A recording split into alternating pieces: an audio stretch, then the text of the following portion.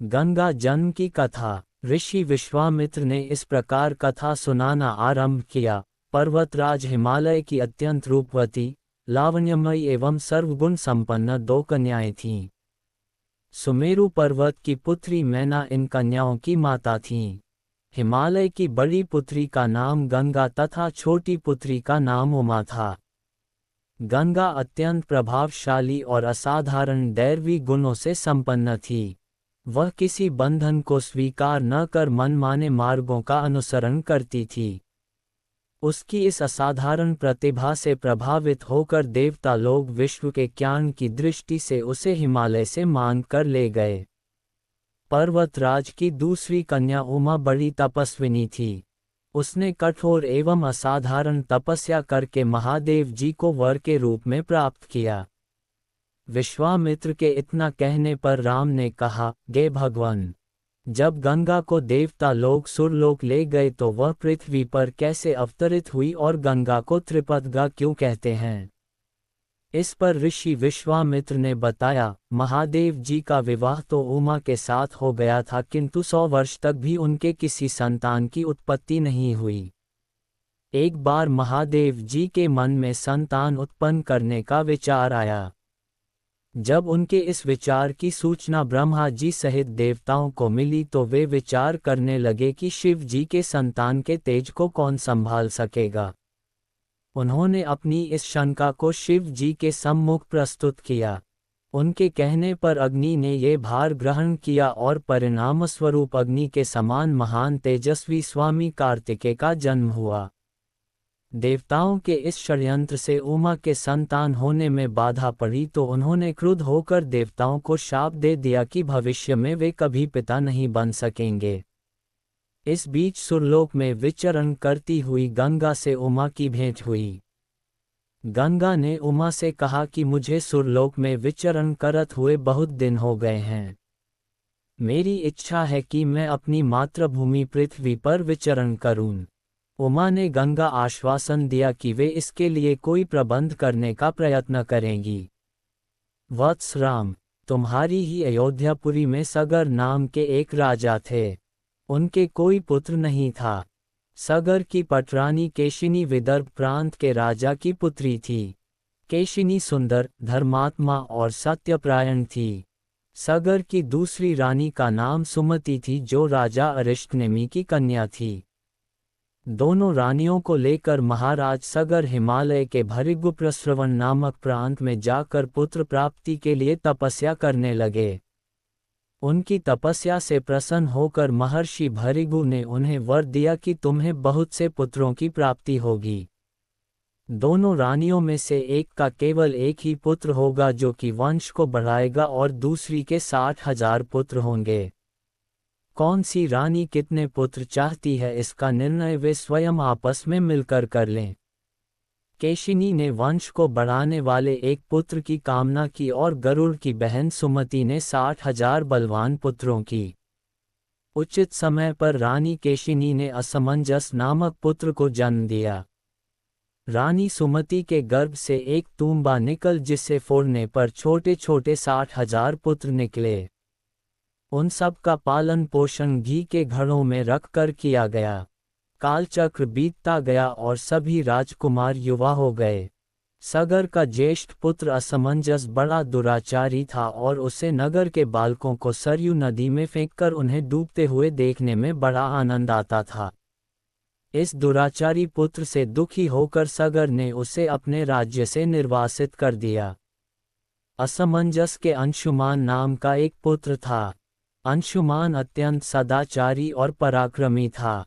एक दिन राजा सगर के मन में अश्वमेघ यज्ञ करवाने का विचार आया। शीघ्र ही उन्होंने अपने इस विचार को कार्य रूप में परिणत कर दिया। राम ने ऋषि विश्वामित्र से कहा, गुरुदेव, मेरी रुचि अपने पूर्वज सगर की यज्ञ गाथा को विस्तार पूर्वक सुनने में है। अतः कृपा करके इस वृतांत को पूरा सुनाइए। राम के इस तरह कहने पर ऋषि विश्वामित्र प्रसन्न होकर कहने लगे, राजा सगर ने हिमालय एवं विंध्याचल के बीच की हरी भरी भूमि पर एक विशाल यज्ञ मंडप का निर्माण करवाया। फिर अश्वमेघ यज्ञ के लिए श्यामकर्ण घोड़ा छोड़कर उसकी रक्षा के लिए पराक्रमी अंशुमान को सेना के साथ उसके पीछे पीछे भेज दिया। यज्ञ की संभावित सफलता के परिणाम की आशंका से भयभीत होकर इंद्र ने एक राक्षस का रूप धारण करके उस घोड़े को चुरा लिया। घोड़े की चोरी की सूचना पाकर सगर ने अपने 60,000 पुत्रों को आदेश दिया कि घोड़ा चुराने वाले को पकड़कर या मारकर घोड़ा वापस लाओ। पूरी पृथ्वी में खोजने पर भी जब घोड़ा नहीं मिला तो इस आशंका से कि किसी ने घोड़े को तहखाने में न छुपा रखा हो, सगर के पुत्रों ने संपूर्ण पृथ्वी को खोदना आरंभ कर दिया। उनके इस कार्य से असंख्य भूमितल निवासी प्राणी मारे गए। खोदते खोदते वे पाताल तक जा पहुँचे। उनके इस नृशंस कृत्य की देवताओं ने ब्रह्मा जी से शिकायत की तो ब्रह्मा जी ने कहा कि ये राजकुमार क्रोध एवं मद में अंधे होकर ऐसा कर रहे हैं। पृथ्वी की रक्षा कर दायित्व कपिल पर है, इसलिए वे इस विषय में कुछ न कुछ अवश्य करेंगे। पूरी पृथ्वी को खोदने के बाद भी जब घोड़ा और उसको चुराने वाला चोर नहीं मिला तो निराश होकर राजकुमारों ने इसकी सूचना अपने पिता को दी। रुष्ट होकर सगर ने आदेश दिया कि घोड़े को पाताल में जाकर ढूंढो। पाताल में घोड़े को खोजते खोजते वे सनातन वसुदेव कपिल के आश्रम में पहुंच गए। उन्होंने देखा कपिल देव आंखें बंद किए बैठे हैं और उन्हीं के पास यज्ञ का वह घोड़ा बंधा हुआ है। उन्होंने कपिल मुनि को घोड़े का चोर समझकर उनके लिए अनेक दुर्वचन कहे और उन्हें मारने के लिए दौड़े। सगर के इन कुकृत्यों से कपिल मुनि की समाधि भंग हो गई। उन्होंने क्रुद्ध होकर सगर के उन सब पुत्रों को भस्म कर दिया। जब महाराज सगर को बहुत दिनों तक अपने पुत्रों की सूचना नहीं मिली तो उन्होंने अपने तेजस्वी पौत्र अंशुमान को अपने पुत्रों तथा घोड़े का पता लगाने के लिए आदेश दिया। वीर अंशुमान शस्त्रास्त्रों से सुसज्जित होकर उसी मार्ग से पाताल की ओर चल पड़ा जिसे उसके चाचाओं ने बनाया था। मार्ग में जो भी पूजनीय ऋषि मुनि मिले उनका यथोचित सम्मान करके अपने लक्ष्य के विषय में पूछता हुआ उस स्थान तक पहुंच गया जहां पर उसके चाचाओं के भस्मीभूत शरीरों की राख पड़ी थी और पास ही यज्ञ का घोड़ा चल रहा था। अपने चाचाओं के भस्मीभूत शरीरों को देखकर उसे बहुत दुख हुआ। उसने उनका तर्पण करने के लिए जलाशय की खोज की किंतु उसे कहीं जलाशय दिखाई नहीं पड़ा। तभी उसकी दृष्टि अपने चाचाओं के मामा गरुड़ पर पड़ी। उन्हें सादर प्रणाम करके अंशुमान ने पूछा कि बाबा जी, मैं इनका तर्पण करना चाहता हूँ। पास में यदि कोई सरोवर हो तो कृपा करके उसका पता बताइए। यदि आप इनकी मृत्यु के विषय में कुछ जानते हैं तो वह भी मुझे बताने की कृपा करें। गरुड़ जी ने बताया कि किस प्रकार उसके चाचाओं ने कपिल मुनि के साथ उद्दंड व्यवहार किया था जिसके कारण कपिल मुनि ने उन सबको भस्म कर दिया। इसके पश्चात गरुड़ जी ने अंशुमान से कहा कि ये सब अलौकिक शक्ति वाले दिव्य पुरुष के द्वारा भस्म किए गए हैं, अतः लौकिक जल से तर्पण करने से इनका उद्धार नहीं होगा, केवल हिमालय की ज्येष्ठ पुत्री गंगा के जल से ही तर्पण करने पर इनका उद्धार संभव है। अब तुम घोड़े को लेकर वापस चले जाओ जिससे कि तुम्हारे पितामह का यज्ञ पूर्ण हो सके। गरुड़ जी की आज्ञानुसार अंशुमान वापस अयोध्या पहुंचे और अपने पितामह को सारा वृतांत सुनाया। महाराज सगर ने दुखी मन से यज्ञ पूरा किया। वे अपने पुत्रों के उद्धार करने के लिए गंगा को पृथ्वी पर लाना चाहते थे, पर ऐसा करने के लिए उन्हें कोई भी युक्ति न सूझी। थोड़ा रुककर ऋषि विश्वामित्र कहा, महाराज सगर के देहांत के पश्चात अंशुमान बड़ी न्यायप्रियता के साथ शासन करने लगे। अंशुमान के परम प्रतापी पुत्र दिलीप हुए। दिलीप के वयस्क हो जाने पर अंशुमान दिलीप को राज्य का भार सौंपकर हिमालय की कंदराओं में जाकर गंगा को प्रसन्न करने के लिए तपस्या करने लगे, किंतु उन्हें सफलता नहीं प्राप्त हो पाए और उनका स्वर्गवास हो गया। इधर जब राजा दिलीप का धर्मनिष्ठ पुत्र भागीरथ बड़ा हुआ तो उसे राज्य का भार सौंपकर दिलीप भी गंगा को पृथ्वी पर लाने के लिए तपस्या करने चले गए, पर उन्हें भी मनवांछित फल नहीं मिला। भागीरथ बड़े प्रजावत्सल नरेश थे, किंतु उनकी कोई संतान नहीं हुई। इस पर वे अपने राज्य का भार मंत्रियों को सौंपकर स्वयं गंगावतरण के लिए गोकर्ण नामक तीर्थ पर जाकर कठोर तपस्या करने लगे। उनकी अभूतपूर्व तपस्या से प्रसन्न होकर ब्रह्मा जी ने उन्हें वर मांगने के लिए कहा। भागीरथ ने ब्रह्मा जी से कहा कि हे प्रभो, यदि आप मुझ पर प्रसन्न हैं तो मुझे यह वर दीजिए कि सगर के पुत्रों को मेरे प्रयत्नों से गंगा का जल प्राप्त हो, जिससे कि उनका उद्धार हो सके।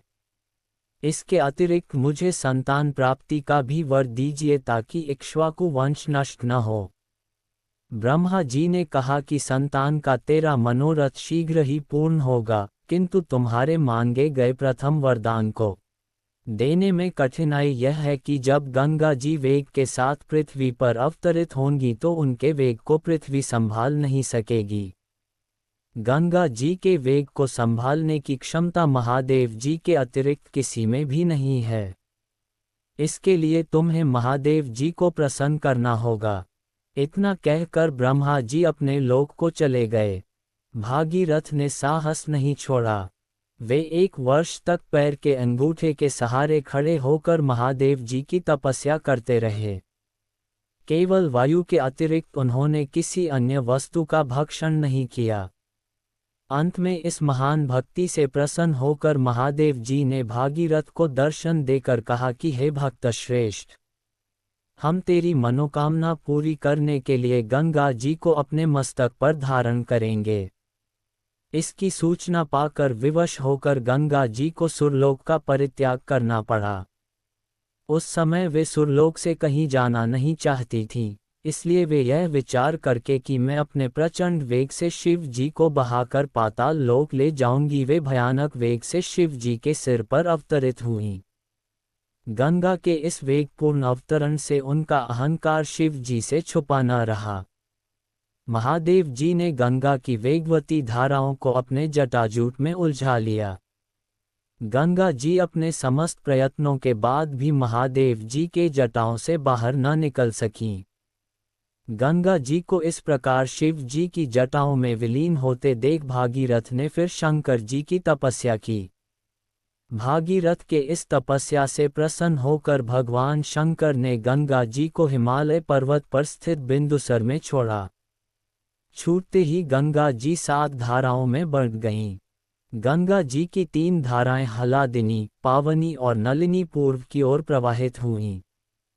सुचक्षु, सीता और सिंधु नाम की 3 धाराएं पश्चिम की ओर बहीं और 7वीं धारा महाराज भागीरथ के पीछे पीछे चली। जिधर जिधर भागीरथ जाते थे उधर उधर ही गंगा जी जाती थीं। स्थान स्थान पर देव, यक्ष, किन्नर, ऋषि मुनि आदि उनके स्वागत के लिए एकत्रित हो रहे थे। जो भी उस जल का स्पर्श करता था भव बाधाओं से मुक्त हो जाता था। चलते चलते गंगा जी उस स्थान पर पहुंची जहां ऋषि जहनु यज्ञ कर रहे थे। गंगा जी अपने वेग से उनके यज्ञशाला को संपूर्ण सामग्री के साथ बहाकर ले जाने लगीं। इससे ऋषि को बहुत क्रोध आया और उन्होंने क्रुद्ध होकर गंगा का सारा जल पी लिया। ये देखकर समस्त ऋषि मुनियों को बड़ा विस्मय हुआ और वे गंगा जी को मुक्त करने के लिए उनकी स्तुति करने लगे। उनकी स्तुति से प्रसन्न होकर जहनु ऋषि ने गंगा जी को अपने कानों से निकाल दिया और उन्हें अपनी पुत्री के रूप में स्वीकार कर लिया। तब से गंगा जाह्नवी कहलाने लगी। इसके पश्चात वे भागीरथ के पीछे चलते चलते समुद्र तक पहुंच गईं और वहां से सगर के पुत्रों का उद्धार करने के लिए रसातल में चली गईं। उनके जल के स्पर्श से भस्मीभूत हुए सगर के पुत्र निष्पाप होकर स्वर्ग गए। उस दिन से गंगा के 3 नाम हुए, त्रिपदगा, जाह्नवी और भागीरथी।